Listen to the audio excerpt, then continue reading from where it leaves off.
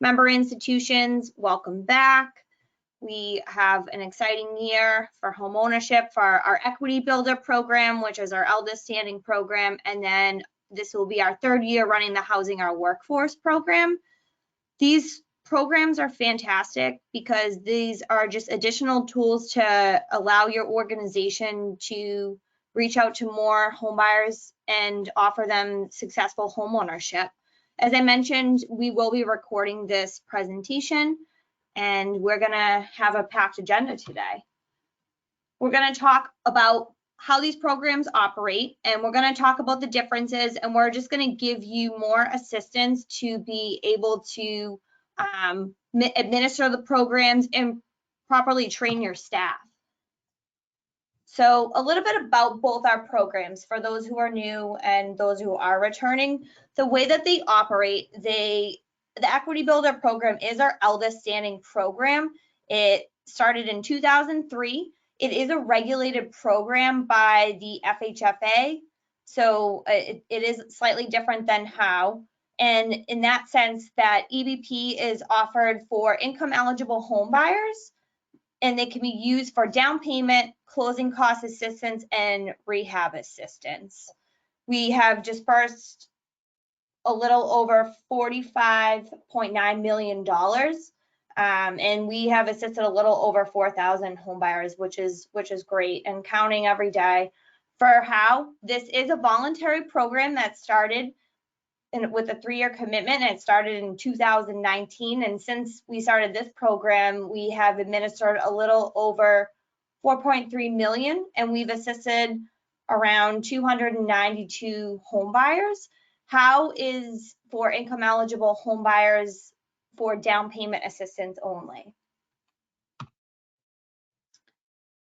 So when we're talking about these programs, you know, there are huge benefits for the home buyers as well as your organization.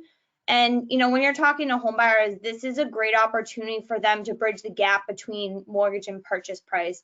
We know that some people do not have necessarily maybe any issues qualifying, but coming up with the money at the closing sometimes can be a challenge, and sometimes further delays people into successful home ownership. So our programs can help with that.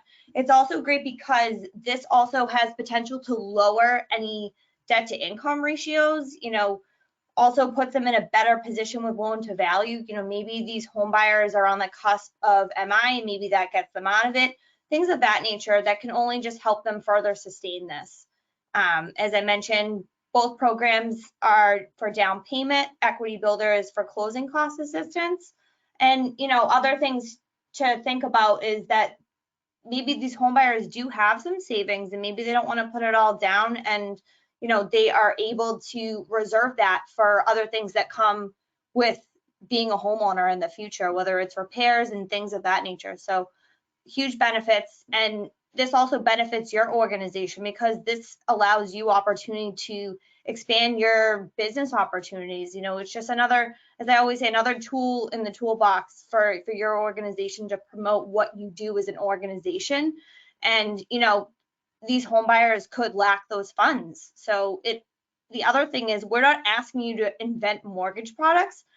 We want you to be able to use what you currently use. And sometimes people do market that Equity Builder can qualify for the CRA, and that allows some, you know, flexible and innovative financing, which is a huge selling point.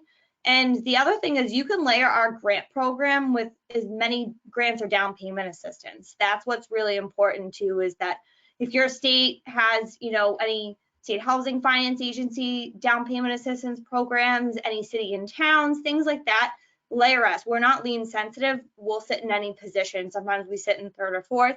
And that's also another thing that's really great for your organization to market to these home buyers. We will take qualified and non-qualified mortgages, and that's something that's also great too. We're trying to be as flexible with what you're currently utilizing. So when we're comparing both our programs, this grid is located on our website. It was also included in the 2021 Notice of Change. We're going to cover some key items in the grid, but we're also going to get into further detail in the presentation. You know, the biggest things right off the bat is that EBP and HOW have different income limits. For EBP, it is at or below 80% of the area median income.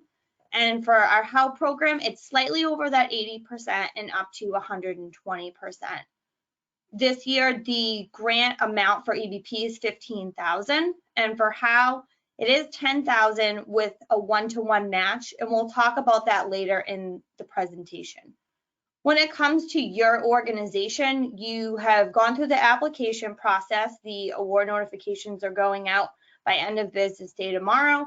Your organization has access to $150,000 this year for Equity Builder program, and for the Housing Our Workforce, $100,000.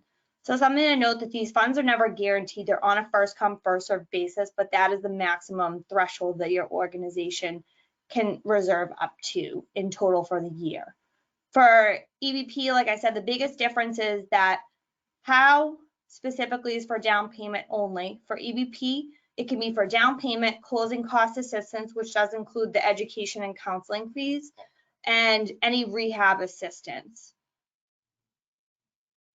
And both our programs do have to be for purchases of primary resident owner occupied properties. We'll talk a little more about that later. And then when it comes to the first 1/3 of the enrollments, that's only an Equity Builder program requirement. That's within our regulation with the FHFA that your organization has to reserve your first 1/3 for first-time home buyers only. And anytime after that, once you have met that cap, you can register non-first-time home buyers. HOW does not have this requirement. Any first-time homebuyer does have to do the homebuyer education and counseling. We'll talk about that as well later in the presentation. And you know, when we're looking at the documents themselves, they both have a disclosure, which is basically our Fannie Mae 1003. And there is a lien on the property for both of them. So we do have notes and mortgages. And we do service in the 6 New England states. However, sometimes at some of our homeownership programs, if members lend slightly outside of that footprint, it's a separate approval process where they will submit to us that's outside there. It's a separate process, so it already would have to have been provided, you know, at time of application, but that is why we list that there for HOW it's only to the 6 New England states. And we'll talk about for HOW having that homebuyer match requirement in today's presentation. This is just a great tool to show what the roadmap is in the overall process. This is on our website as well, and I think it's a strong depiction of the entire program process itself. I recommend sharing it with your staff and even your home buyers, because we don't directly interact with your customers. Technically, you are our customers and therefore they are yours. So it's something just to kind of show them how the process is. They have to work with a approved bank or credit union. They have to start the application process and get the first mortgage financing. There has to be a live property and a fully executed purchase and sales. When we're talking about submitting for the enrollment, which is reserving the funds, that's when we're going through the income qualification process. That's a 15-day business turnaround time. And then once your organization's approved, the biggest thing is that you're going to be table funding the grant. So once you have closed on your first mortgage financing, then you know your closer or your post closer is going to be submitting the appropriate documentation for the disbursement, which is the reimbursement of you table funding the grant. So I think it's definitely a great feature to be able to show with staff and home buyers. For the funding periods, so we are having 4 funding periods this year for both programs. They're going to both be administered at the same time. They are 2 separate pools of money. They are not commingled in that sense. We run them together because the great thing is if you have applied for both, then you know maybe you have somebody who's really close to that threshold, and you know you can be able to shift into one or the other, permitting you qualify, etc. You know, they're separate pools of monies because for the Equity Builder program, it's a regulated program that's based on 10% of the bank's earnings. And then within that, that goes toward our affordable housing program, that 10%. And then from that 10% is where the equity builder program grant funds are, and that's at 15%. For how it is an annual board approval. So, that is where that number is generated. Like I said, there are two separate pools of monies. We don't have the final allocation amount because our organization is still in the process of releasing our 10K financials. Once we have that, you will have access to what the total amount is and how the funding structure is. But in the meantime, the first release is on March 15th, and then we are going to be doing April 1st, April 15th, and May 3rd this year. And something to note as well is these funds are on a first come, first served basis. They are subject to change if for some reason, we do as much analysis in advance, to look at what the market trends are, as well as, what our dollar amount is, and making sure we can process these files in a timely manner to provide your organization great customer service. So that's why we always say it's subject to change, because just depending on and how things play out for that current year. So it's really important that when you are selecting contacts to submit and communicate with us on EBP or how, that, who you have selected an application is going to be receiving all the correspondence in email, any of the notifications when we release money and what's available. If we have any questions or concerns, that we release files back to you. So it's important to make sure that those two contacts identified are suited for that. And then also, that those two staff members are gonna train and, make sure you coordinate that workflow with the other staff in your organization. It's also, something to know, whatever you had put in application, if for some reason that contact maybe you don't think is a good fit, or maybe you want to change, or maybe they're no longer with the organization, just reach out to me directly. I'm happy to work with you in updating that. It's just, communication with your organization is key for these emails. That way, we can partner together and be able to work successfully in, approving and enrolling and reimbursing these grant monies.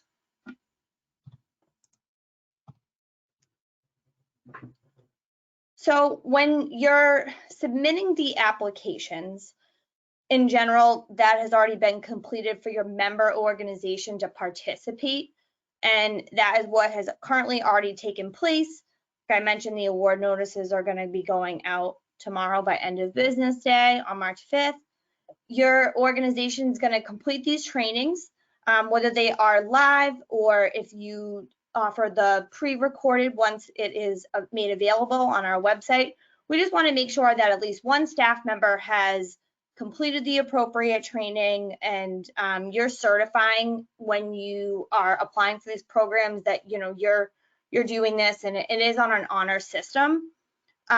Something to kind of look at, it's just a call out specifically, is that the front end ratio max is 37% for both our programs. And that's not to say if you don't have this, you can provide compensating factors. That has not changed. We have not changed this in, I believe, 2 years. But some examples of compensating factors that we provide in our procedures, what is the current monthly rent?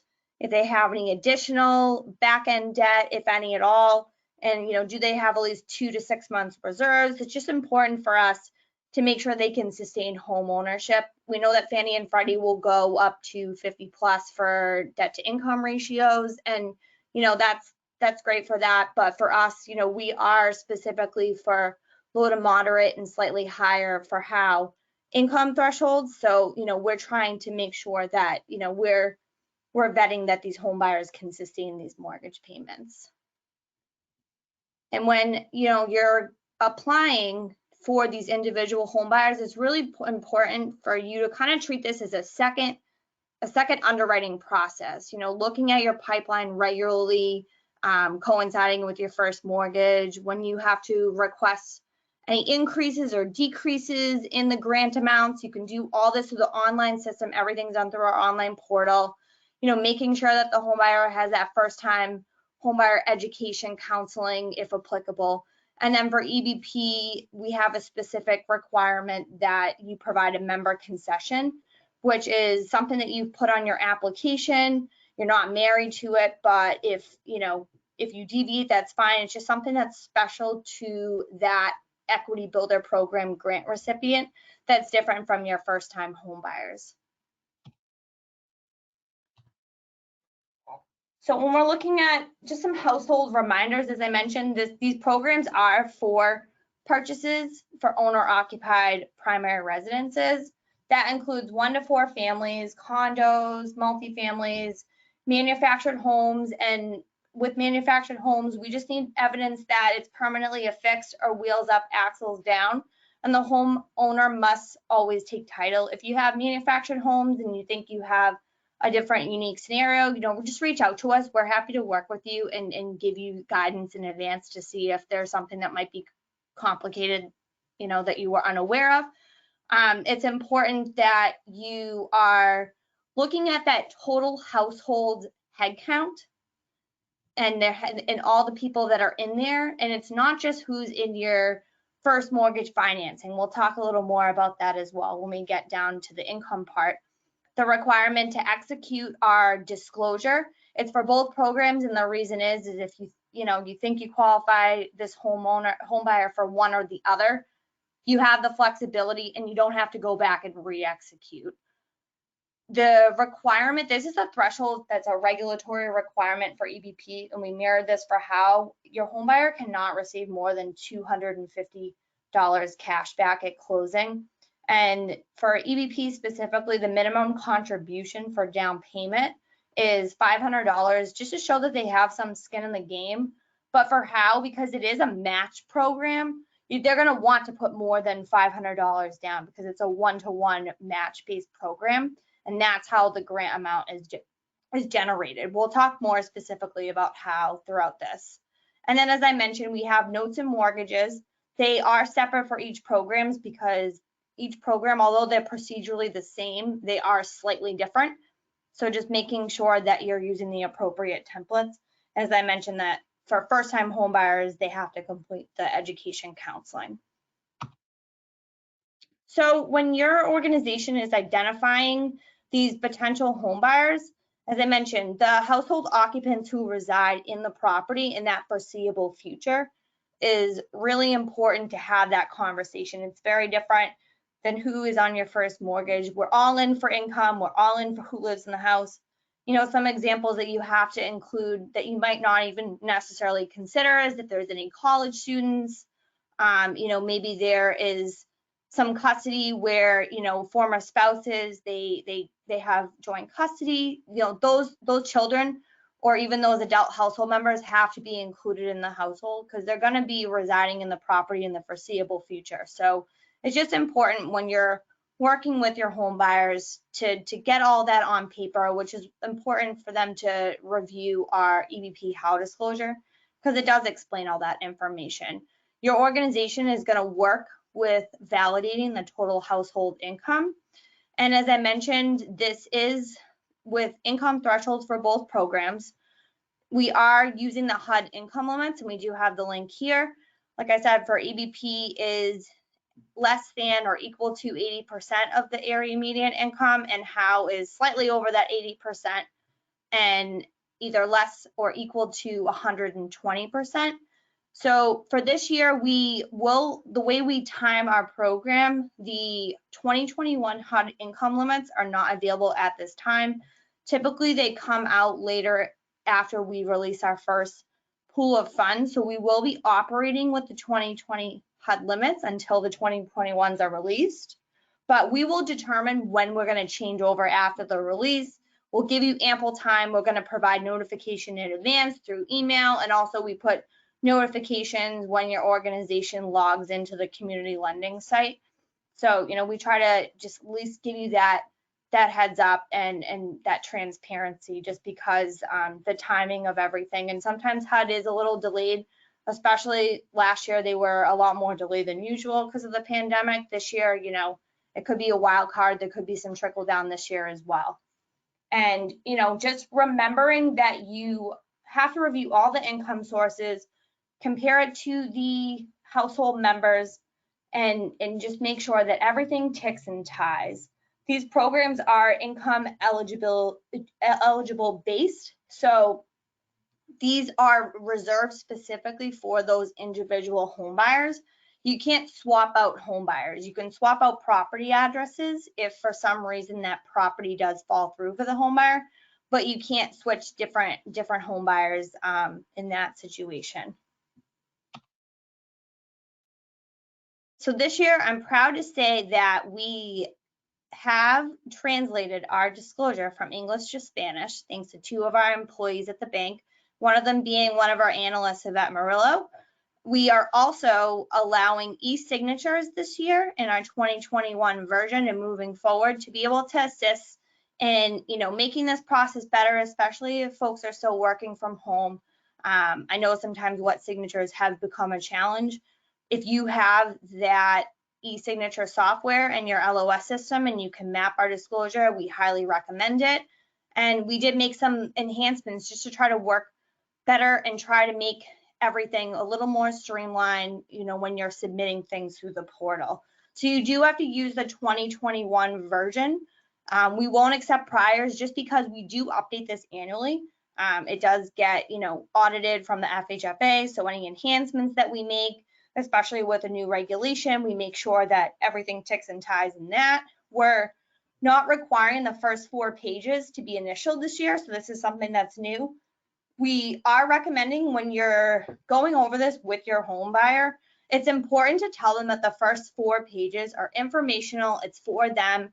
Recommend them keeping it on hand because it talks about the importance of what you have to do to receive the grant. It also talks about after closing the loan and if they go to refinance or sell the property. So there's a lot of information on those first 4 pages, and it's really important that they understand that there's a lien on their property and any other educational components that they need to be aware of. Income documentation, we're all in for income, and we do have income guidelines that will be on the website. That is the last document that has not gone live. There are not really any, you know, significant changes this year. I will call them out in this presentation though. And if your home buyers or household members do not have any income, we do have a current 2021 zero certification of income certificate that also can be e-signed as well. One enhancement for our income guidelines is that typically we require tax returns or IRS transcripts. We're not requiring for W-2 wage earnings only. If they're self-employed or there's interest income, capital gains, rental income, things of that nature, we are requiring the tax returns and transcripts. But to make this more simplified for the W-2 wage earnings, it's not a requirement. You know, we know that your organization is getting that stuff anyway, just for Fannie Mae and Freddie Mac. So if you do see something that is significantly different, you know, we're looking for you guys to be our eyes and ears when you're reviewing these home buyers. You see the full scope of work. We do not. We only see what we're requiring. So if you do see that there are some things changing, you know, ask appropriate questions to your household members. You know, if there is a discrepancy, maybe they change their line in work, or, you know, especially with COVID, that was, you know, a lot of impact last year, is that some people's income did vary compared to what it historically is or what they were anticipating. So, you know, just make sure you're doing your due diligence still, just because we've removed this for W-2 wage earners. We can also not accept documents through regular or encrypted email. Everything does have to be uploaded to our system. And if for some reason there are some complicated or different parts of your file, you know, if you need letters of explanation, you know, for unusual income that you're unable to document, or maybe it's not as cookie cutter, we do see that a lot, you know, feel free to also include letters of explanation. If there's a change in the household count, things of that nature, you know, sometimes we do come back for extra information if we do think that things don't tick and tie together. You're required to upload the purchase and sales agreement. It needs to be fully executed and it does need to be legible. Unfortunately, we cannot accept offers, and the reason why is because these funds are high demand and we're basing everything off that property address because these are income eligible programs. So if that property address changes, depending on if they're going, say they have a property in one city and then they're going to a town far away, like that income could be very different. And we want to make sure that these are fully baked files as best as they can. So that's why it has to be a fully executed PNS. For the income calculation, as I mentioned, our website does have our income guidelines. They will be available before the enrollment opening date of March 15th. So we always have a standard practice is that prior to submission, doing a manual review. It's important to remember that we're prospective. So our qualifying income for your first mortgage financing compared to what we do at the bank is different because we're compliant, we're projecting out. So that's why it's really important to do manual reviews and making sure you have the accuracy when you're looking at the documents and you're inputting it in the system. And although the system does calculate it, it can't foresee every scenario, especially if there, has been a temporary unpaid leave of absence, or they didn't start on January 1st, maybe this is new employment, things of that nature. So it's really important to make sure you're doing manual review in addition to the system. And obviously, if you have questions, feel free to reach out to myself or any of the staff who do the first reviews. We're happy to help, especially if there's any, scenarios that are complex that you want to make sure you're fully depicting. So like I said, accuracy is very important. And, making sure that you are, being as truthful as you can and making sure you're covering everything. So the approval of the enrollment is determined by us. Like I said, we do a 2-tier review. It's 15 business days, and that's permitting that we have all satisfactory documentation. We're projecting out for the next 12 months, and it's annualized, and you can refer to the income guidelines on our website. And just really making sure you're communicating, especially if you have 2 persons who are maybe inputting all of the enrollments in the system, just making sure they really do understand how we're calculating income. And this should be treated separately because it does vary from the secondary market income. So just an example of how we're looking on the HUD income website. As I mentioned, 2020 is only available at this time. So this is the example that we're providing here. You're going to select the current year, and then you're going to make sure you select the state, followed by the city and town or county. And then when you're going in here, you're going to click for the income summary. You're going to just cross-check that everything ticks and ties the one that you selected. You're going to do a head count in advance. So this example is for Boston, and this is a household of 3. So when you're looking at that 80% for 2020 is $86,650.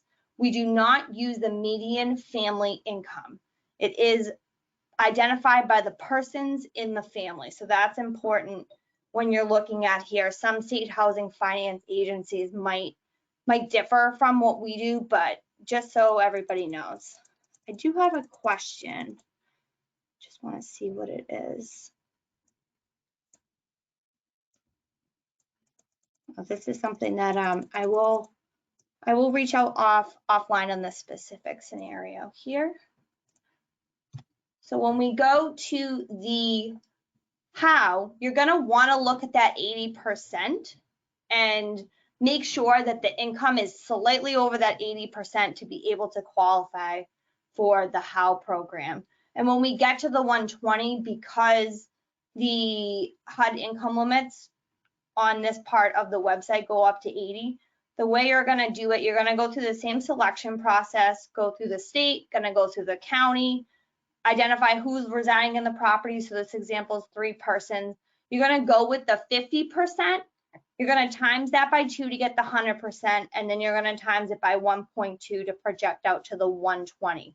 The system is going to automatically do this, but if you have loan officers who are on the road and they're trying to pre-qualify before providing the information to go in the system, this is how we operate this. So for how specifically, so as I mentioned in the beginning, that it is a down payment assistance only with a match component. It's a one-to-one match that has to be documented. So for example, if a home buyer contributes $10,000, then they're eligible for the full max of $10,000. This is because it is a higher income bracket. So, you know, these home buyers, it's to promote workforce housing. So they do have to have some skin in the game. They are slightly over that 80% and up to 120. You cannot request a grant amount that exceeds the difference between the purchase price and the first mortgage loan amount. The reason is it is because it is a down payment assistance only program and it cannot be used for closing costs. So for example, to follow with this 10,000 is that if a purchase price is 275,000 with a first mortgage loan amount of 265, the total down payment and grant reservation is $10,000. So we do say that this does have to be documented. The homebuyer's down payment must be evidenced on the purchase and sales agreement. It needs to show that contribution as an earnest money deposit or prior to closing. We do understand, depending on, you know, when you're getting these PNSs, if they have already been executed before you're doing the first mortgage financing, we will accept fully executed addendums to the PNS. We cannot match the cash to close, and this is because these figures are always a moving target. They always shift, especially if loan programs change and things of that nature. You know, you're table funding these grants, so it's important that when you are looking at this, that you're doing the due diligence in advance. So that's, you know, if you ever have any questions or you do have some changing in how things are structured from time of enrollment and disbursement, feel free to reach out to me.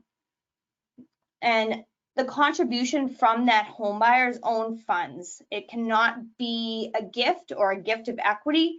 If they do receive any additional gift funds, that's fine. But when you're looking at how the one-to-one match is completed, that this is how we're looking at that. And yes, I do see a question regarding the 2-to-1 match being last year opposed to this year. So yes, unfortunately, we did change this for this year. It is a 1-to-1 match for 2021. I do see some other questions around this, so I just want to go through here. So one question I believe I answered was regarding a gift of equity. So you cannot include the gift of equity in or any gift money into the, this is for house specifically. This does not apply for EBP when we're doing the 1-to-1 match. And if there's gift money, and someone else also had a question regarding, can gift money be used for EBP? Yes, you just have to make sure for EBP that they have to contribute a minimum of $500 of their own funds. When we're looking at this 1-to-1 match, this is for house specifically. How also has home purchase price limits, which are based on the 2020 mortgage revenue bonds. This is a link to the IRS website for the specific sheet that we will be using this year. The system will also automatically calculate it when you have input the property address. This information is also on our website when you go to the How landing page. So when we're talking about member action required, this means when you have submitted your enrollment to us, if we feel that there is incomplete information or, you know, something is not completed correctly or, you know, things do not meet the income guidelines and are stale documents, we'll put the file in member action required. And these will go directly to the main contacts in email. That means that we're going to release the file back to you as the member organization. And it's important that all documentation is submitted within 10 business days from when we get that. We also have an email reminder that is generated on the 5th business day to remind you of this. And some examples are missing fully executed PNS, either incompleted or outdated EBP HOW disclosure, or if there's income documentation that's not in accordance with our guidelines. It's actually really interesting. We started recently back in 2019 tracking the error rates and kind of just looking at, do we need to provide more guidance and training and technical assistance for all of our members?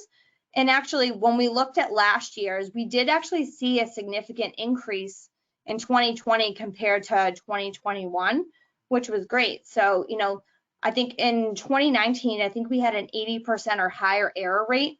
And now we're down into the 60s for both of these programs. And, I think that is great. And I hope that continues this year. I think it's important when we're looking at all of our documents, making sure if you guys have any questions, that, we're as transparent as possible. We're trying to work one-on-one. If we have these complicated files, we know that these are always not cookie cutter scenarios, especially with last year. And I have a feeling that this might be trickled down, especially because of the pandemic. So a great job.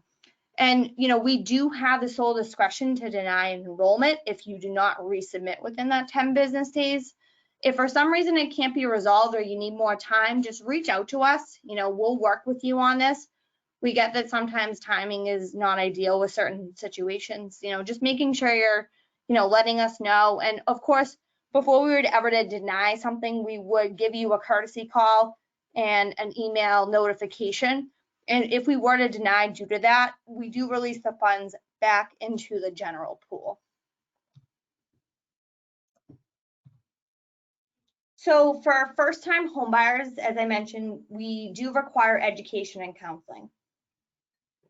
Your organization at time of application selected some approved agencies that we grabbed from HUD, CHAPA, and National Industry Standards of Education and Counseling. You're not married to them. It's just to get a flavor of what your organization typically sees and just making sure you're doing your due diligence on who is approved.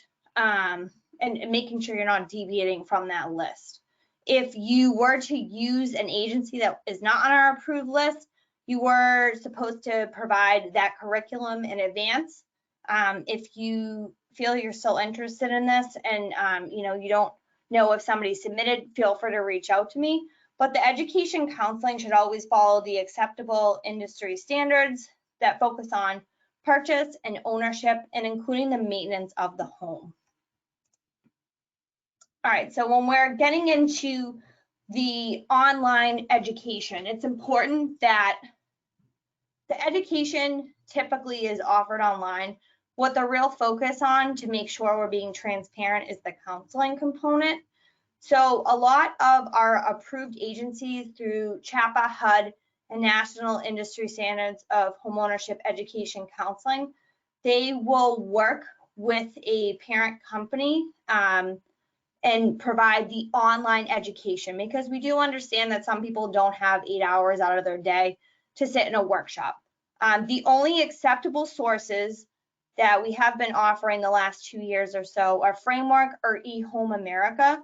We will not accept Freddie Mac. We won't accept MGIC or Fannie Mae. Framework and eHome America are the only ones. But we do encourage that you go through the approved agency who then gives that online code directly to the home buyer.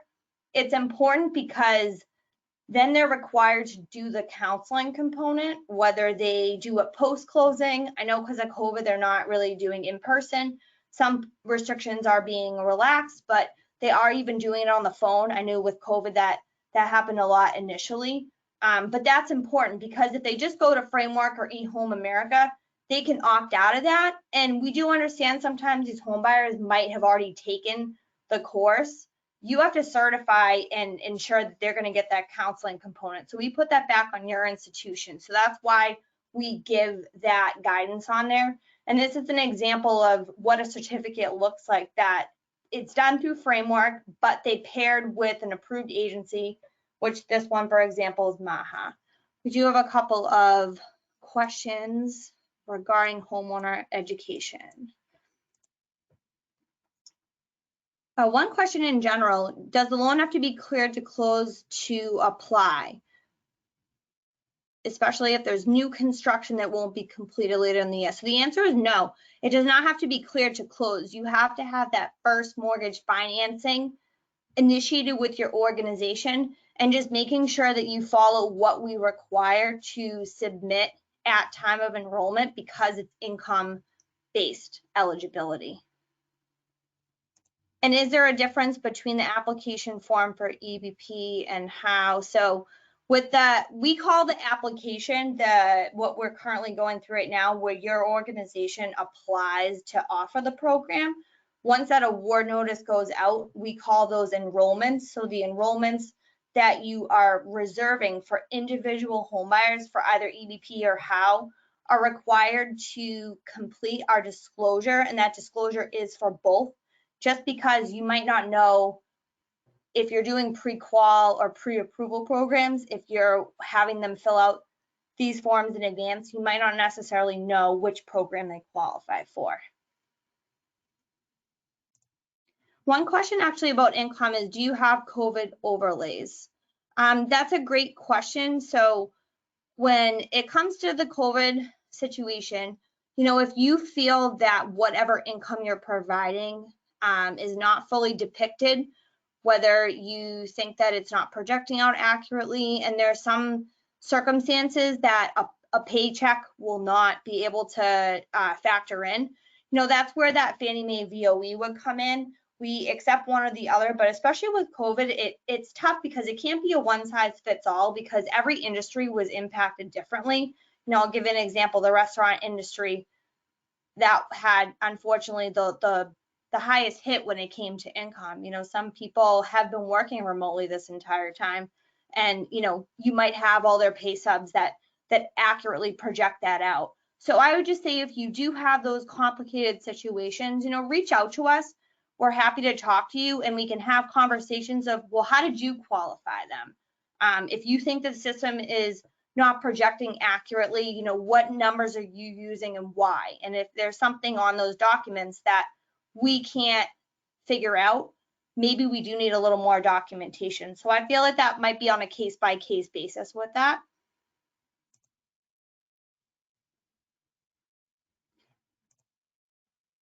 And when we're talking about these certificates, so these certificates have to be good for 24 months.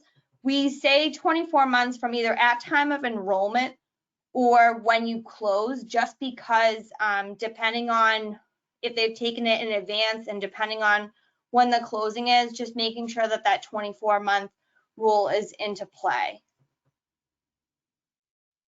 Got some more questions about this.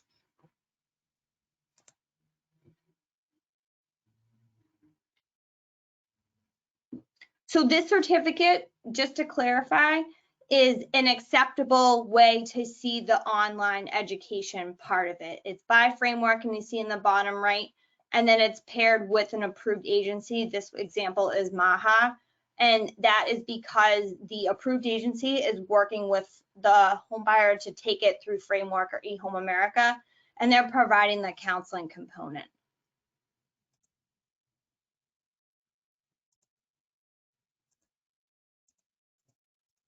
All right. So the next component of our presentation is just going over that we do have another training that's coming up. It's for the disbursement part. So as I mentioned, we also have live or pre-recorded for this offering as well. We require at least one staff member to complete that. You can go on to the bank's website under the events and register for the live event or stand by for the pre-recorded.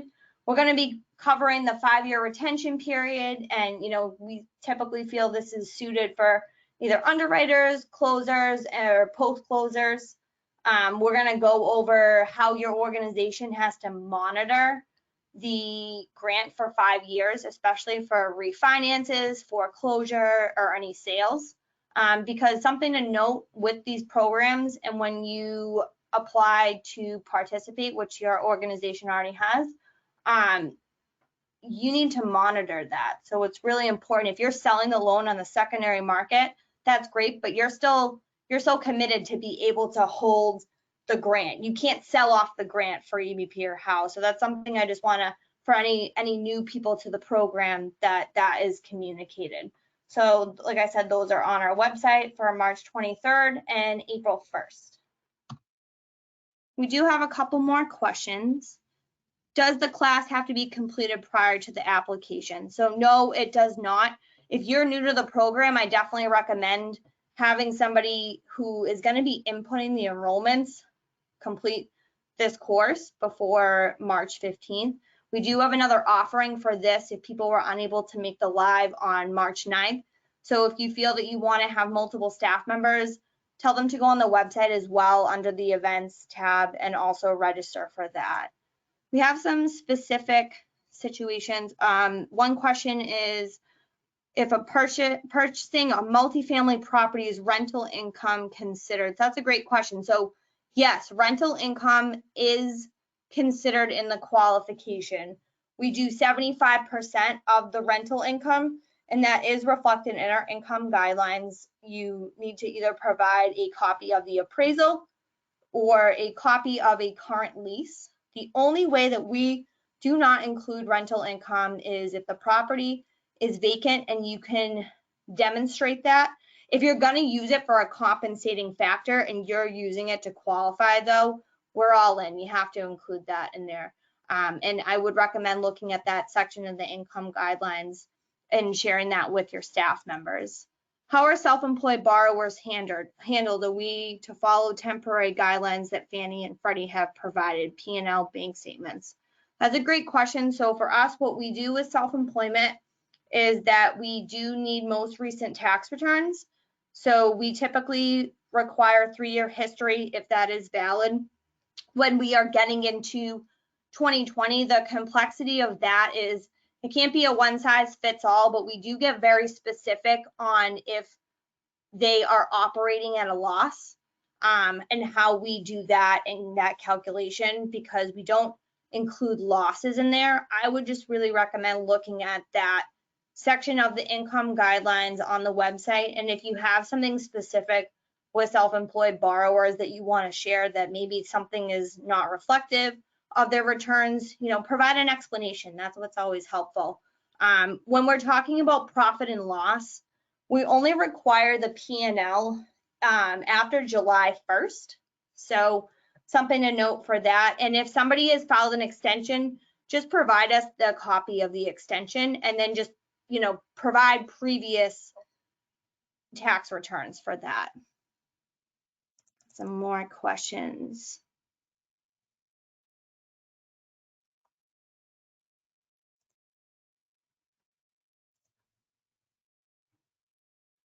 I have a question regarding if the eHome America course needs to be completed before the application. So if the homebuyer is taking the first time homebuyer education and counseling, it does not have to be completed before submitting the enrollment. The important thing is the timing of what that certificate has to be done 24 months in advance. So it's either at time of enrollment or the closing, because depending on how these dates pan out, you're going to go with either or in that situation. If you ever have questions about certificates specifically, feel free to email either myself or any of our staff on that, because we're happy to tell you that. There was a reference to lien positions. Can you elaborate on program requirements regarding liens? Does the grant require a secondary lien over the 5-year retention? So both our programs do have a lien. What I was saying is that we will sit in any lien position. A lot of people will, pair us with other liens, whether they're receiving additional down payment assistance. I'll give an example that, if the LIFT program was around in New England, people pair us with that. If there's any other municipality liens and down payment assistance, sometimes they may be more restricted and they might require to be in a certain lien position. We'll sit in any lien position is what I was saying. We're not lien sensitive. But yes, technically there is a lien on the property, and the lien is for 5 years. And we'll talk more about that in the disbursement. Is the homebuyer Enrolling homebuyer the same as submitting the application for the member? No, it is not. What your organization has already done is you've applied to offer the program. Once your organization is approved and awarded to use the program, you then have to, when we have the first release on March 15th and the other 3 funding periods that we're releasing this year, you have to then register those individual home buyers and all of the documentation that's required to reserve the funds. You're not just guaranteed that amount. It's a first come, first served basis when we release. And if you have questions about that, feel free to reach out.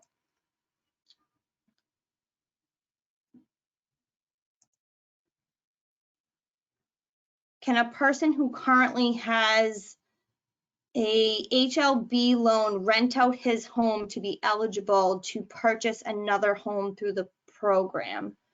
I might not be understanding this question. So they have to be a first-time home buyer for the first 1/3 for Equity Builder program. So once your organization has met that first 1/3, anyone who's not a first-time home buyer can be registered.